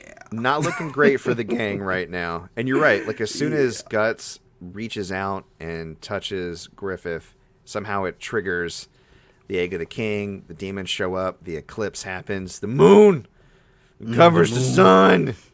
Moony covering the sun. Moony. We love it. Yep. And it doesn't look super good for our heroes. We'll have to see what happens in the last 2 episodes next week. Yeah. Finally going to finish the series. Finally. Whew. We're going to have to take like a 2-week break from, or even longer, from doing the anime challenge. Yeah, when we do the anime challenge next, we're going to adjust the rules a little bit for sure. This was a great way to get the two of us with our busy schedules and our preconceptions, just set those aside and watch each other's favorite anime. I would redo it in a heartbeat, maybe do it slightly differently, but still, I'm glad that we did it. Definitely. I'm glad. Yeah. So, yeah. Well, let me get to my episodes. I have 4 left, and I've watched 2 of them this week, so I will also have the last 2 episodes for next week. We are so close, guys. And great stuff happened this week. So we start off with episode 61 of Full Metal Hood, Full Alchemist Metal. Full Metal Brother Mist. Full Mist of Brother Alky Hood. We start with episode 61 of Full Metal Alchemist Brotherhood, He Who Would Swallow God. Those who were present as sacrifices in Father's lair, plus May, they all survive the human transmutation, probably because they're in the circle. And they discover that Father, the main homunculus, he has used all of over 50 million Amestrian souls to suppress the eye of God within his reborn body. He just looks like a younger version of Hohenheim or Father, maybe an older version of Ed. He's ripped. He's a young, beautiful blonde boy. He's beautiful boy. He's in a J-pop band. It's great. And Father neutralizes the use of alchemy and prepares to annihilate them. And that's when Hohenheim reveals that over the years, he has been placing fragments of his own Philosopher's Stone across the country to take advantage of the circular shadow that would be cast by the eclipse and neutralize the transmutation circle. These are activated by the eclipse's umbra, and the human souls are then ripped from Father and returned back to the people of Amestris, which puts him in a weakened state and forces him to relinquish the eye of God. However, he's still Father in his new body. He's still very powerful with his own millions of souls Philosopher's Stone inside of his body. Admittedly, understandably pissed, Father then attacks Edward's group, just shoots a huge blast of energy at them. And May's alchemy circle, combined with Hohenheim's Philosopher's Stone, resist that blast to protect everybody behind them. And while that's going on, Scar manages to deliver a fatal blow when Bradley is actually blinded by the sunlight as the sun reemerges from the other side of the eclipse. There's a huge hole all the way up to where they are, from where they are to the sky. Surprises Bradley, and they kind of deliver blows to each other, but Bradley doesn't survive his. Both of his arms are cut off, and he's bleeding out. Had to get severely handicapped for that one. Oh, yeah.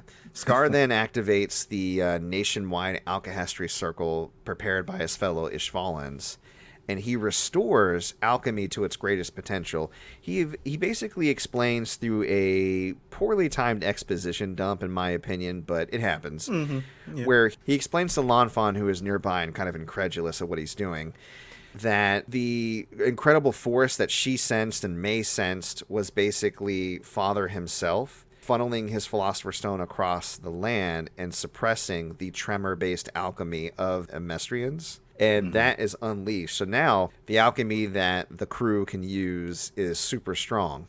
Father, seeing he's about to lose this fight because they start to kind of counterattack, heads above ground, searching for more souls he can use to replenish his stone. Basically, just he can put out his hand and suck the souls out of people directly.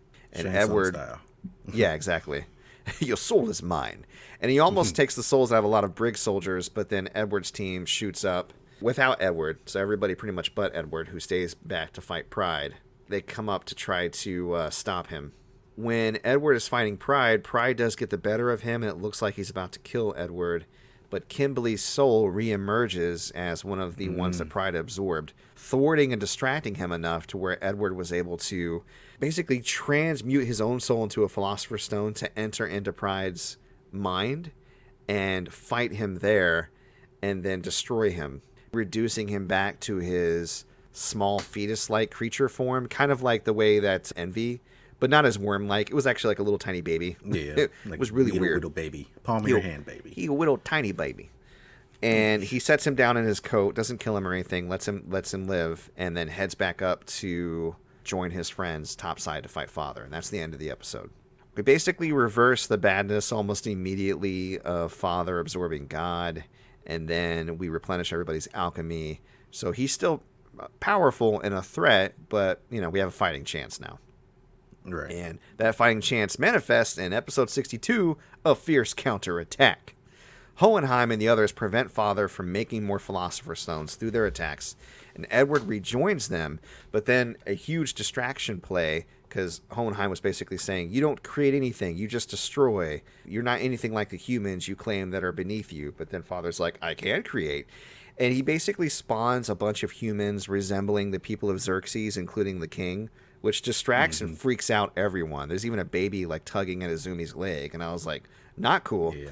Right. And then while they're distracted, he shoots a hugely powerful blast that takes out half of headquarters and actually manages to almost kill the crew. But Alphonse and Hohenheim shielded the blast with their bodies and are heavily damaged because of it. Before Father can approach and kill Edward and Izumi, the Briggs Fortress soldiers, who are still surrounding the area but staying back, start to just shoot at him to distract him. And several of Edward's allies combine to attack Father and force him to start to exhaust his Philosopher's Stone supply to stave off the attacks. Father lowers his barrier temporarily when Greed attacks him to try to absorb Greed's stone back into his body to take another Philosopher's Stone that way.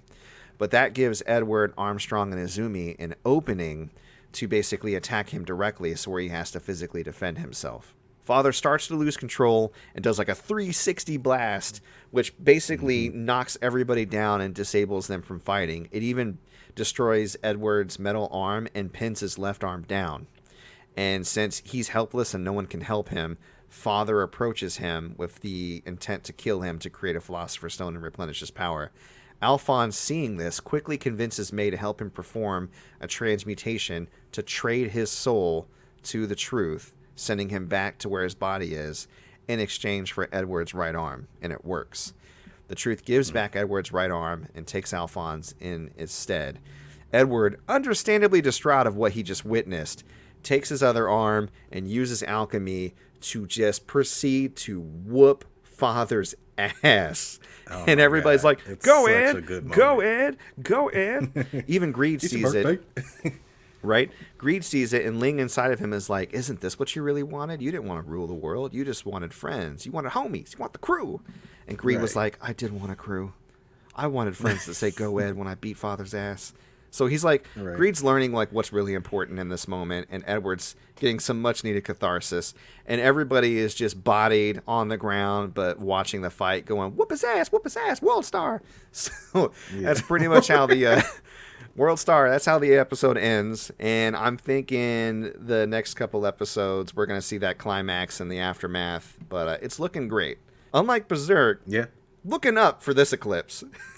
Right.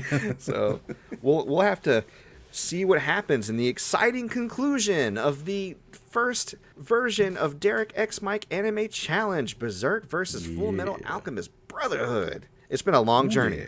We started this back in episode 14. Jesus. Wow. Episode 43 today. It's a long time. We took a break here and there for guests, but for the most part, we've been going after it, man. Yeah, we probably would have been finished 8 weeks ago if we didn't have guests on all the time. But I love me some guests, so no regrets. All right, well, let's go ahead and wrap it up then. Thanks, everybody, for coming out and listening to us. We really appreciate you. Derrick, if people are interested in checking out the deals you got going on, one in particular I think you guys should check out. I just saw that you posted this up. That Fear trilogy. All 3 Fear games on PS3, no less, for $70 total. Wow. Good deal. I'd go for that, actually, if I didn't already have the games. Where can they find you at to check out deals like that and other gamer goodies and possibly more? They can check it out at ebay.com/str/gamer goodies and more. I'm on Instagram at GamerGoodiesMore and Twitter at Goodies_more. And I swear to you all who are listening, who do follow me, if you follow me, if anyone follows me, I am trying to post more on these platforms, on Instagram and Twitter specifically. It's just sometimes I forget for a week or two. It's all good, man. But, you're growing. You got yeah. storage. Maybe you'll get some staff pretty soon. You're gonna get there. I'm seeing it. I'm seeing it happen before my eyes. It's gonna be great. Yeah. So yeah. All right. Well, if you want to find me personally, I'm on Twitter at Mike Peterson AL, sharing my leftist takes that aren't always left enough. But again, I'm learning. I'm on YouTube at MC Paper Stacks Plays, where I archive all of my Twitch streams. And if you want to see me game live, interact with me, and hang out, I'd love to see you come by. I'm at twitch.tv/MC Paper Stacks Plays. I play Mondays, Tuesdays, Thursdays, and Fridays. The schedule is on the channel, and it's typically brawlers, horror games, and some sort of mainstream game, usually current. Right now, that's Persona 5 Strikers. So come out and check me out. I'd be happy to hang with you. Now, as far as the show, we upload episodes every single Sunday for you without fail for almost a straight year. We're keeping it going strong. We're at anchor.fm/player2 has entered the pod. Check us out there or anywhere else that podcasts are available. That's Breaker, Google Podcast, Overcast, Pocket Cast, Radio Public, Apple Podcasts, and Spotify. We're also on Facebook if you want to check us out and follow us there. Facebook.com/player2 has entered the pod. And we do put all of our clips and full episodes on YouTube and a channel called Player2 has entered the podcast. If you want to email us rather than comment on the social medias, you can do that at mcpaperstacks@gmail.com.